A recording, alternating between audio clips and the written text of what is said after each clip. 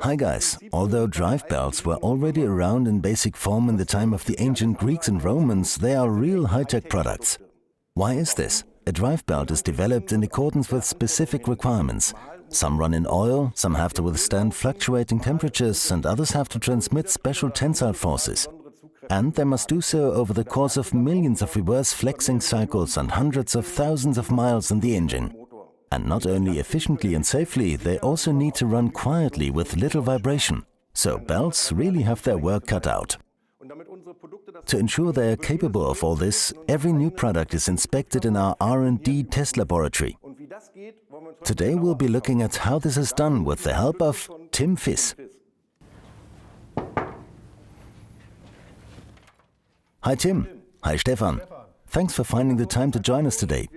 We want to take a look at how new products are tested before they are brought out. It's my pleasure, Stefan. We have over 150 different tests at this site, and we can take a look at a few of them together now. Great, let's have a look. Off we go.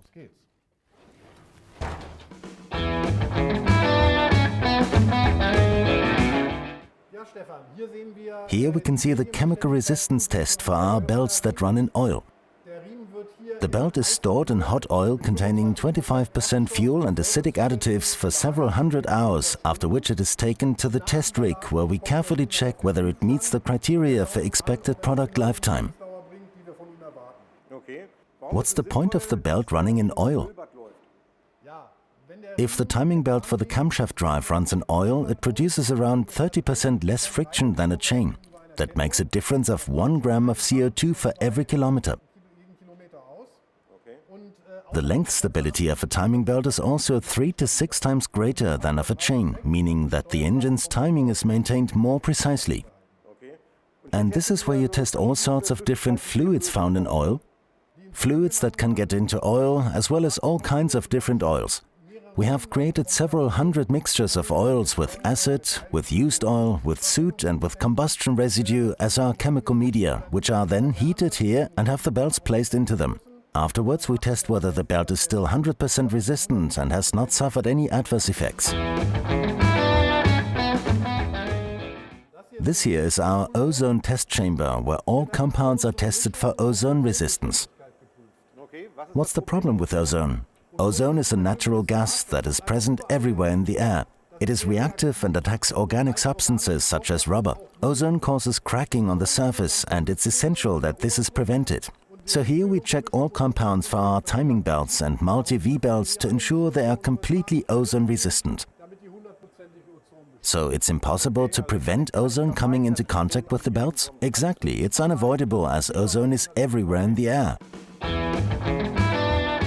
This is our tensile test. The maximum tensile force our belts can withstand before they tear is one of their most important properties and usually includes a large amount of spare capacity so that the belt drive can continue to transit maximum power even after 10 years of use. So the belts are always designed with a safety margin. Yes, a very large margin, so the belt can safely handle everything it has to go through during its lifetime. We're now going to see what force we reach before this belt tears. A belt normally has a tensile strength in excess of 35 kilonewtons or 3.5 metric tons. That means you could easily hoist a fully laden sprinter van with it. That sounds like a huge amount. It certainly is. Here we have our climate chamber, where we conduct cold impact and low temperature tests on complete engines, including customer engines. I see. There you have it. So you're able to save yourself trips to Finland because you have everything you need here on site to carry out tests as if you were there in the cold north? Exactly. This is why we carry out the low temperature tests for investigating noises from engines. We once had to test a customer engine that only suffered a noise problem if the car had been parked outside overnight at 0 degrees. Only then would it make a squealing sound for 3 seconds when it was started. That is extremely difficult to replicate. That's so specific. It is. That's the plan though. We bring the customer engine here and try to reproduce the exact noise. If we manage to consistently reproduce it, the colleagues in product development will start work on improving the belt and eliminating the noise. It looks as if things are about to get chilly. You're absolutely right. These are our low-temperature test rigs, where the belts are tested for resistance to the cold at -40 degrees. That's really cold. Imagine you're in a ski resort and leave your car outside overnight. When you start the engine in the morning, the belt will be frozen when it starts running around the pulley. It must still be elastic when it does this and not kink, so that the compound doesn't start to crack. So the belts are started here more than 100 times at -40 degrees to check they run smoothly. I wish I could go on that many skiing holidays. It's pretty cold here. Let's go and warm up somewhere.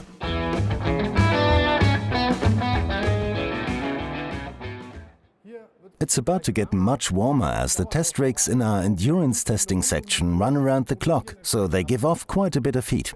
We conduct tests on over 150 test rigs under all sorts of different conditions: cold, heat, mud, water. However, our work mainly focuses on continuous operation at high temperatures to check the belt's service life. I run 5 kilometers a day on my treadmill, but that's not quite the same, is it? That's right, we run a little further here. We aim to replicate a service life of 150,000 kilometers in 150 hours. What's important is that the belt emerges at the end with the same pattern of defects as after 150,000 kilometers of operation. So the belts are tested under overload conditions, as we would otherwise have to test them for years before getting any results. We test at higher forces and torques than the belts will actually be subject to. Sounds like I'll have to turn my treadmill up a few levels. Yes, if you want to be on par with our belts. I'm not sure I'll manage that. This is our hydropulse shock testing machine. In the middle here we have a heat chamber at a temperature of 150 degrees and a timing belt that has been cut open. Every time there is an impulse from the fuel injection pump, the timing belt is deflected due to the pump's high load. This is reproduced 20 times a second here in this fatigue test. So it's a sort of time-lapse test. Exactly, we manage around 1.7 million impulses a day. But the belt will have to endure over 700 million during its lifetime. So we test under overload conditions with increased forces and then work out the belt lifetime at lower forces. Meaning the belts have a built-in safety margin again. Exactly. This is our test rig for measuring the coefficient of friction of multi-V belts. The belt is driven with a large wrap angle here and a small wrap angle at the second pulley. This is where the torque is increased until we have 100% belt slip.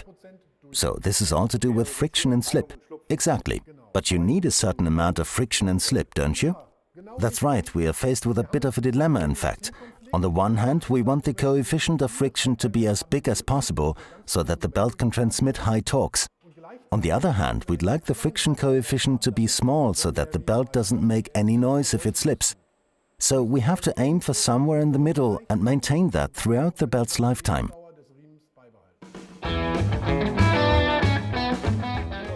Now you've seen how new belt technologies are checked before they are launched and arrive in your workshops. Tim and I hope you enjoyed watching. If you did, please give the video a like or post a comment. Until next time. See you.